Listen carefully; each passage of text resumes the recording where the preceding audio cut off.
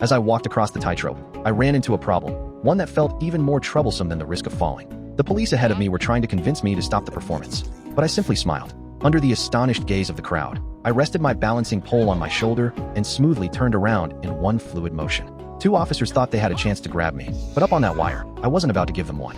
I turned and stepped out onto the rope again, determined to make things even crazier this time.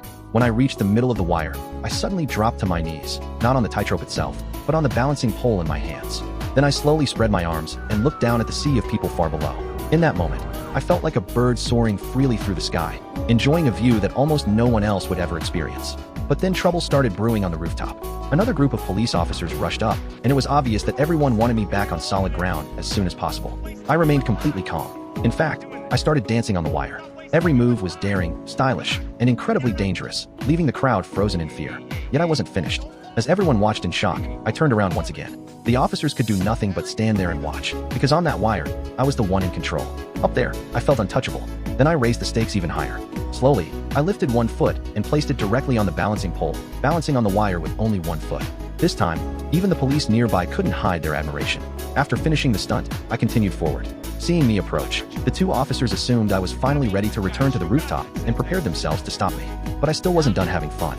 Like a rebellious kid refusing to obey, I turned around and headed back out once more.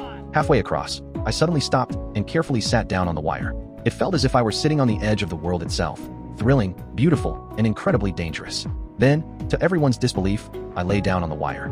For most people, such a thing would be unimaginable. For me, it felt as natural as lying in my own bed. As more and more people gathered below, the crowd became completely captivated. They weren't just shocked anymore. They were genuinely impressed by the crazy man walking high above them. But just as I was enjoying that feeling of pride and satisfaction, a seagull suddenly appeared in the sky. The moment I saw its blood-red eyes, an uneasy feeling washed over me. Something didn't feel right. I quickly got back to my feet, ready to bring this once-in-a-lifetime challenge to an end. But at that exact moment, something completely unexpected happened.